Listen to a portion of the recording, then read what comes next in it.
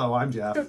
I'm Annie. We're the executive directors of Atlas Youth Outreach, and we're back answering more questions that our teens had sent to us regarding Atlas's 5th birthday, which was a while ago. But so let's are you ready to answer some I'm of these ready questions? to answer All the right. questions. So this is a fun one. Were you friends before starting Atlas? I don't know. Were we friends? I think it's a funny question. I'm thinking about why that question would be asked, and I think that, so often teens see us goofing off with each other, and like we get along really well as coworkers, and so I think teens are always curious about that. We always tell them, Annie and I are like siblings. She's my annoying little sister. I'm her amazing older brother. So so amazing. Yes. So the answer to the literal answer to the question is we met through another agency where we were providing individual counseling, and kind of we had to share an office through there initially. We ended up with doing a lot of actual services for the Jefferson County Juvenile Office, where we ended up driving around in a car together a lot. And just discovered that you're the same weird as me, even though you don't want to admit it. And so you cannot spend hours and hours and hours in a car with a person without either becoming the worst of enemies or the best of friends. And so I think we ended up becoming good friends. Yeah, good friends. Yeah. We laugh a lot. We're super silly. We're so ridiculous. Sometimes our kids are like, what? What is happening? We think we're funny though. So we were friends, and then I think that helps working with our partnership here with Atlas. Yeah, for sure. We've gotten good at I think conflict resolution between the two of us as well, because I know there's a lot of times I irritate you, or there's a lot of times that I'm irritating you. So we figured out how to get through those kind of disagreements. Sure. So yeah. Okay.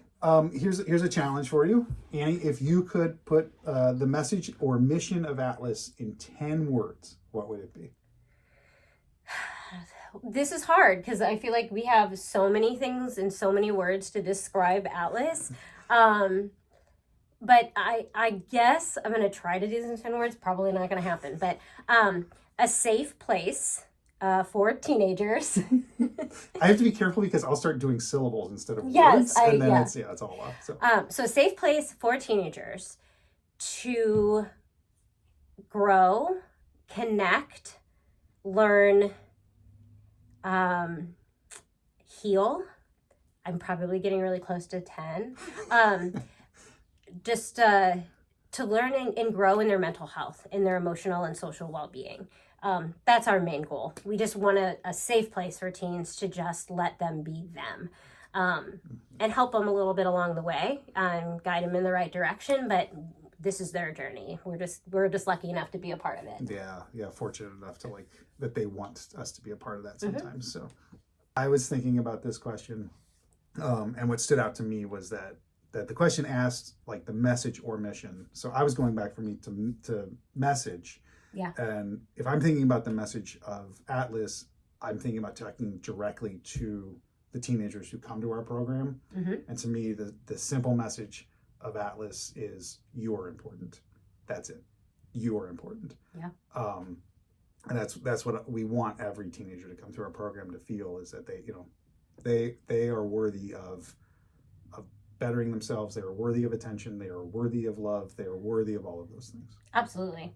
Yeah, I like that. I totally agree. Okay. All right. Last question we'll ask for this video. What challenges did you face when starting Atlas? What challenges are you still facing? And what new challenges are you seeing? So I kind of have to just, so many challenges at the beginning. So Atlas's birthday is April 29th, 2020. We got our 501c3, our nonprofit status, on the 29th, which means that we applied for it in March, right as COVID was happening. So we were super, super excited to get our nonprofit status and be able to provide services, and then everything shut down, which was hard for everybody.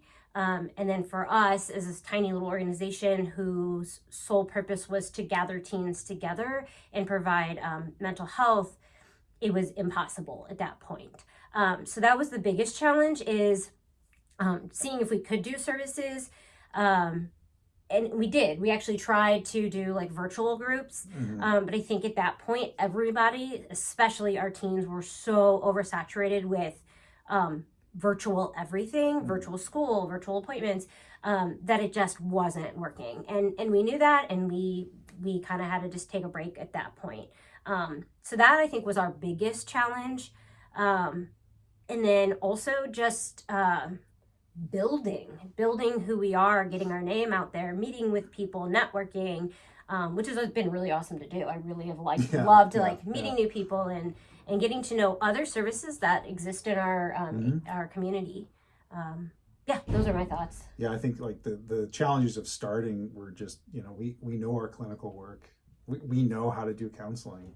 We don't know how to run a business, or we didn't. Yeah. There was a lot of learning on that area to do, as far as, the paperwork that has to be completed or filled out, or language that has to be, that this was all stuff that we had to learn. And that was a large challenge. I feel like that learning curve was big, and is still, we're still always learning how to do that. So, yeah, I feel like we have a great team, kind of backing us up now, and helping us kind of navigate all of that.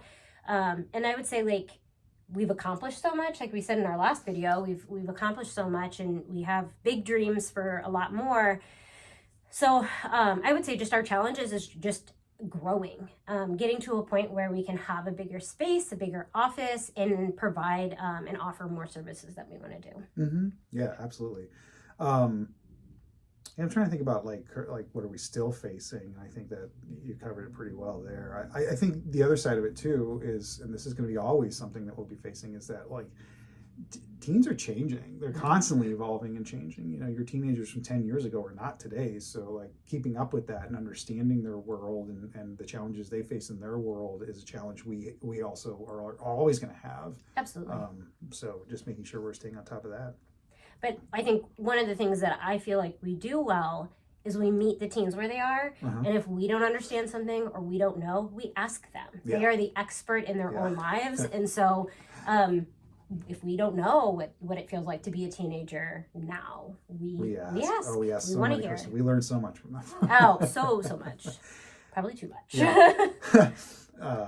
So I was also thinking about that, this is yet another opportunity for anybody who wants to be involved, to be a part of Atlas. Is another opportunity where if you have, skill sets that you feel, business skill sets, or, other things that you feel you may be able to offer to Atlas, is an opportunity to get in touch with us. If you, you have something that could help us, it may just is your knowledge, that we'd love to hear from people. I was also thinking we are always wanting to or looking to add people to our board of directors. So if you have interest in being a part of Atlas, we are eager to hear from you. Yeah, absolutely. So, all right. We do have more questions from our teens that we'll answer in another video, but I think for now, this is it. This is it. And this is, to be honest, Annie and I are both awkward. We don't know how to end the phone call. So, thanks. Goodbye. See you next time. Bye.